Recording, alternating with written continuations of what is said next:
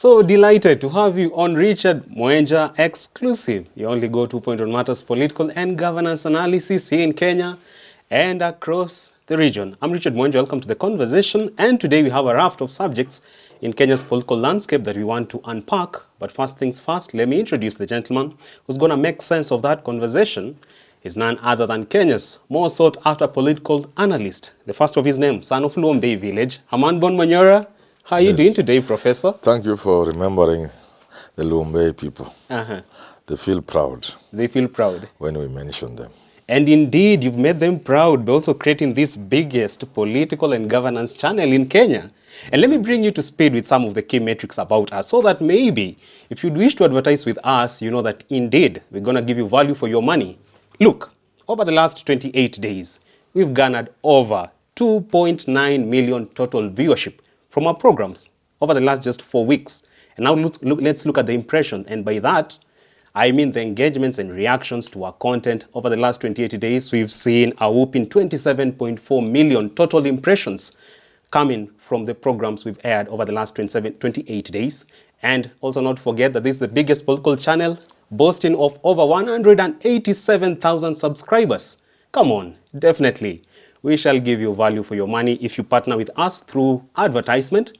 You can reach out to us through the numbers displayed at the bottom part of your screen, and certainly you will walk away smiling to the bank because your business will be booming, courtesy of the advertisement partnership from Nairobi Review Limited, and particularly this particular channel that is Herman Manyora YouTube channel. Prof, let's go straight to the conversation. Yes. At least we've paid our bills now. Yes. And the president, after we are this... looking for somebody to sponsor this program. Yes, continue. All right, sir. Fair enough. Let's begin with what the president had to say right after the swearing in of his deputy, Professor Kithure Kindiki. And for the first time, the president acknowledged that he has been a lonely man, a lone voice when it comes to communicating the agenda of his government. But he says he's going to find refuge in the stewardship of Kithure Kindiki and just trying to amplify what his government has done over time and what the plans they have for Kenyans in the near future. And it begs the question, is this part of the blame games now being thrown at the doorstep of Rigathi Gachagua? I said when people are married, it doesn't mean things are always good. But I've also said, when they divorce, please, just live your new life. Let the other one live their new life. Don't share your secrets with the public. No. There will be a lot to say if you want to say, but just keep it to yourself. That shows maturity. I don't think it is good for the president to say things about Gachagua. Neither would I really be okay with Gachagua saying things about Ruto. That they should keep themselves. It is not the because first... you see, again, the president is telling us he's such a poor judge that you can stay with a man from 2017.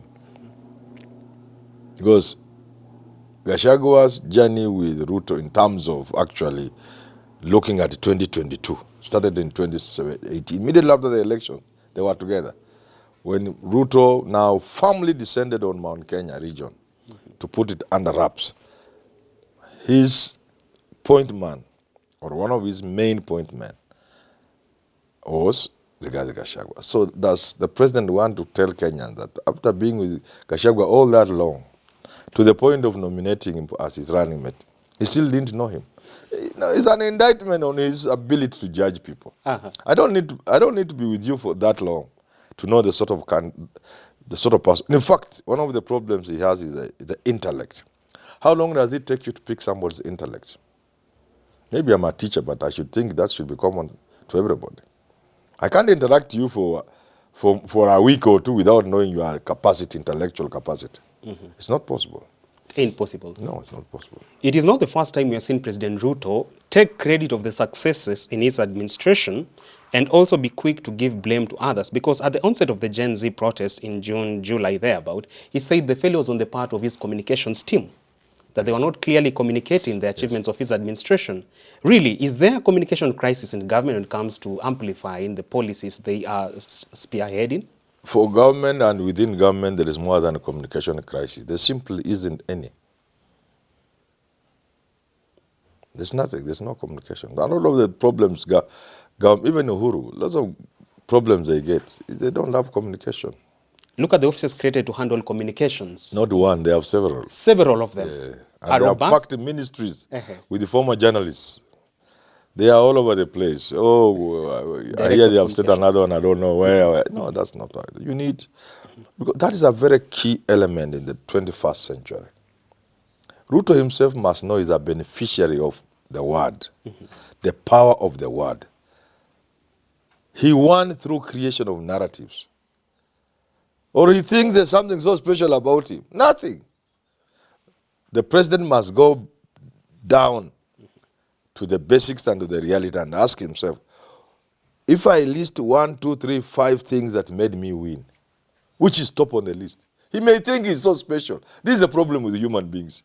He ain't. You succeed in business, you think you have succeeded because you are so tough. Nothing. There are a combination of factors that make you succeed in whatever field you are, even if it's academic. But as human beings, we always want to believe there's something special about us. There is nothing special about Ruto. He, number one on the list of the things that made him succeed was the narrative he created, the hustler narrative, the bottom-up narrative. You see that kind of thing? The dynasty versus hustler. Those are narratives he created and is gifted with the capacity to speak, to deliver messages. That's what gave him the presidency. Let him not think there's anything special about him. There's nothing. It is the ability to create those narratives that turned people and made them follow him. You get it? I see. So he should be the first person to know the meaning of communication. There is more to be done than just appointing people into communications Now offices. it has become like another job. Oh, Isaac Manyora alikuwa na sisi akwe hapa. No! Mwanaisha Chizuga. No. The beauty, they are lucky because communication is out there in the air. There are media personalities in this space we operate in. You see them. You've interacted with them. You can see this job, if I gave it to Linus Kaikai, or Joe Ageo, or Elik Latif. They are there, the names are there. Yeah? Ainea Deba, Manyora. They are there. Pick this or form a team of these guys. You may not hire them. They may not even want them. Form a team of about 10 or 9, 7 people. And others are there, professors of communication. Put a team, Bonyo and Daystand, what have you. Kinangugi, UON. Put this team together. Let them brainstorm. Put them in Mombasa for 2 weeks. Pay them some little money. They develop for you a blueprint, blueprint for communication. That will even include public participation. And how government can interact. And what are the job description for government spokesman, for Hussein Mohammed, and for others. Those sort of things can be crafted in a serious workshop somewhere. Mombasa huko ndani ama Malindi huko mbali kabisa.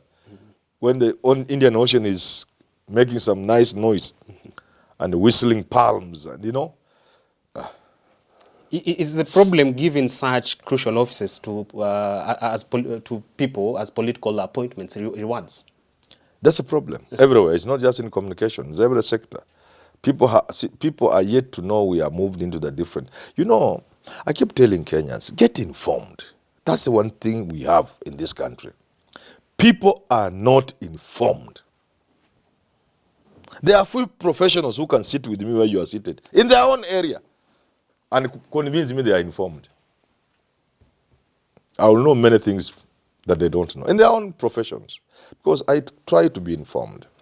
Why do you think, as Obama is coming to power in 2008, why do you think corporations were collapsing one after the other in America? Why do you think the UK got to a point where the Eton syndrome had to be abandoned? The Eton syndrome, where you get a job in the UK, not because you are the best, but because you went to school with so-and-so, so-and-so. Eton being the epitome of those schools, the best public school. So anybody who went to such a school, Eton, will get a big government job, a big job in any corporation, simply because they were in the best school in that place. That is what led companies, when they began to go down one after the other. So the world stopped. And they got to a point where it is competition. And you have to look for the best in any industry you operate in. You have to go for nothing but the best. The place of merit. Yes. And that's what has been running the world for a number of years now. We are either stuck there or reversing. You cannot run a government through reward system. In the fullness of time, and I told Ruto when he appointed his cabinet, you'll get trouble. Hasn't he gotten problems? Most of the problems the president is getting is because of the sort of people he has employed. You must have a cabinet of a person with a person who can bang the table. Calling it. Yes, when the president is seated there cheering, you must have Manyora there to bang the table and walk out. At the expense of your job. Yeah. You are ready to let it go. Yes. That's the cabinet I'm talking about. Today in the 21st century. If you say, yes, you can't run a country like that. You can't run an organization like that. You can't run a company successful if everybody in the company just say, yes, sir, yes, sir. There must be young men and girls there to tell the supervisor, no, I think here, I was checking on the internet and I found what you are telling. My son suffered. 1 year, he was putting up some things somewhere. He was working with Safaricom. He was putting up some structures. So he knew he was going to do the finish. To do the finish by getting the bonus. That year he got 0. You know why? Tell me. He had pointed out to the boss that the suggestion the boss was giving was wrong. It would lead to, it won't work well. That alone made him get 0 bonus. And they used to get good bonuses. But in the fullness of time, a year or so later, it was true. He was vindicated. Yeah. So there are those who will miss their bonuses. There are those who will leave. And that's why I was saying, society always makes steps when there are bold men and women who do something which nobody is doing. That's why I say somebody like Justice Mwongo and Justice Mwita, when people had messed their very clear conservatory orders, you just walk out, take a walk. And the course of justice in this country will never be the same again. Never, if those two resigned. They will not die. You will not die. I'm telling them. We are here, we are not dead. Is that what Manyora? No, we are not being driven the way they are being driven. We don't stay in Karen, but we are not dead. They will meet us in the streets. They will meet us in the streets tomorrow. Old men, proud. Perhaps with some torn shirt, but proud. And that we served our country in a good way. So, you need some bold men, even in the cabinet. A man to tell the president, this is a done deal, Your Excellency, not when I'm in cabinet. In today's cabinet, in Ruto's cabinet, do you see, do you have even a narrow sense of that kind of man? No, nobody's there. That's why they are carefully selected. That's why Rigathi Gachagua had to be kicked out, because he can just point out one thing. That he taxi bwana mpaka ya avocado avana. Well, I mean, natoka Mount Kenya. He was too. How will I tell people when boys and girls are chasing wakulima, chasing them after avocado tax? What will I tell people? Please, let's reconsider this. So in a way, you're saying our president is somewhat allergic to truth. Not that. I'm just saying that he's running government the way people used to run government many years ago. The old playbook? Today, in fact. And the people don't know these things. I don't know what the Kenya School of Government is doing. It is just another useless body. Because they are supposed to be producing men and women with the courage, information and courage to serve government, to serve public, to serve country. And by now, it should have perforated and reached everybody, including State House. That the moment you delegate, the moment you allow people to work at their various levels with full authority here and there, you enjoy your work. Your work becomes so enjoyable. You are a principal of a school. You give your deputies reasonable space to operate as a deputy. There are people who are called career masters, those are heads of department. You give them sufficient room. When somebody is on duty, there are these things like teacher on duty or something like that. Yeah. What does it mean to be a teacher on duty? You must have some measure of control that 1 week. A free hand to apply yourself. And that's one way of training people for the future to manage. As a principal, kazi yako jioni ni kuenda tu. Kama wewe ni mtu wa kinywaji, jioni unaenda unakamata taska yako mbili unaenda nyumbani. Hapo Jabrok. Yeah. All right. Before we take the show to wrap up, let's circle back a bit and give you reasons as to why we invite you to advertise with us as a channel. Remember, this is the biggest political and governance channel in Kenya's digital platform, that is YouTube, boasting of at least 187,000 subscribers. And not just that, it doesn't stop at that, because over the last 28 days, we've recorded a whopping 2.9 million total viewership. Now I checked this morning, 3 million. 3 million. Can you imagine? In just under 28 days. And not just that, when it comes to the general impression, those of you who've engaged with our content in one way or the other, through our content, our thumbnails, or even what we've posted out there on our community page, we've recorded over 27.4 million total impressions. So with a lot of thousands of they are called unique viewers. Unique viewers. Those coming for the first time. True. With over 300,000, I don't know how many thousands returning viewers. Yeah, true. All those statistics tell a lot. They say if you partner with us, the benefits are just flowing your direction. Certainly. And this category of viewers we have, you see, if you are selling some houses somewhere, up market, or a bank is selling some product, a new product, those are our customers. Our demographics are there. You don't need to be told. True. You can get it yourself. You can go to analytics on Google and you'll get the demographics for our YouTube. Most of these people, they are people in the diaspora. If you reach them through us and you are talking about selling upmarket houses, upper middle class and one of you, or some products, a bank or a financial institution, those are the people you get on our channel. True. Yes. Absolutely. And do contact us via the numbers displayed at the bottom part of your screen. We shall give you much of this analytics, of course. And what is more again, we can work within your budget. Come with your budget, we discuss. Secondly, people may wonder, how do I design, how does it appear? How do I design the art? We will do the ad for you. We will design it for you. We will design with you. Whatever goes to the public, we can help you to create it. Absolutely. Correct. Absolutely. So reach out to us via the numbers displayed at the bottom part of your screen, and certainly we shall give you value for your money.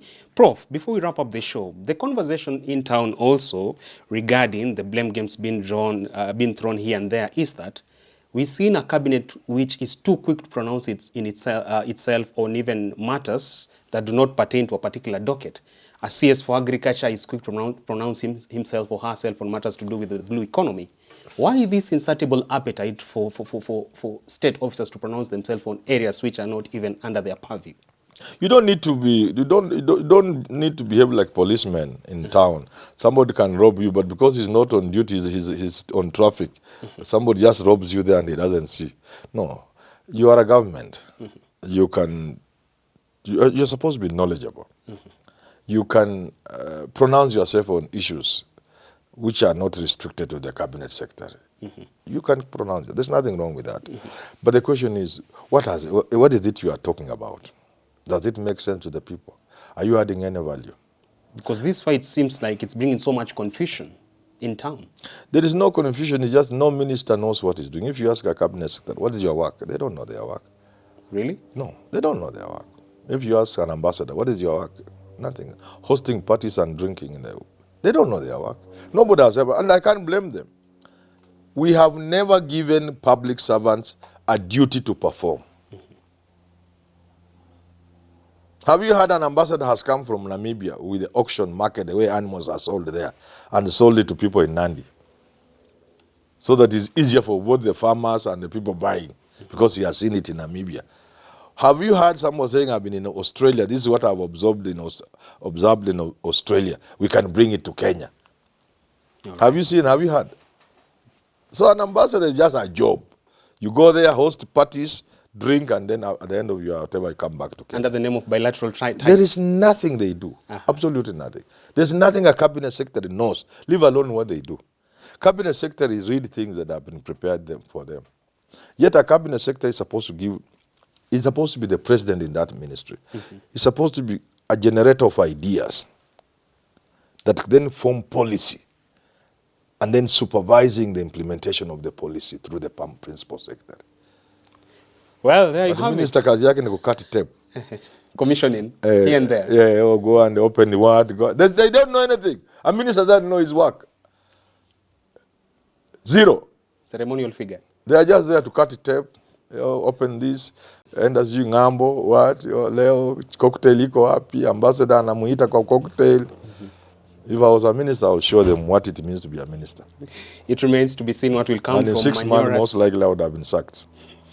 Most likely. Well, there you have it. Until we do have this conversation again, do enjoy the rest of your viewing. Engage us on our social media handles. I'm at Mwenje Richard on X, and on TikTok, get Professor Manyora at H Manyora. On X, let's get your feedback about this particular conversation, and also those ones that you'd wish us to roll in the future times. Until then, do enjoy the rest of your viewing.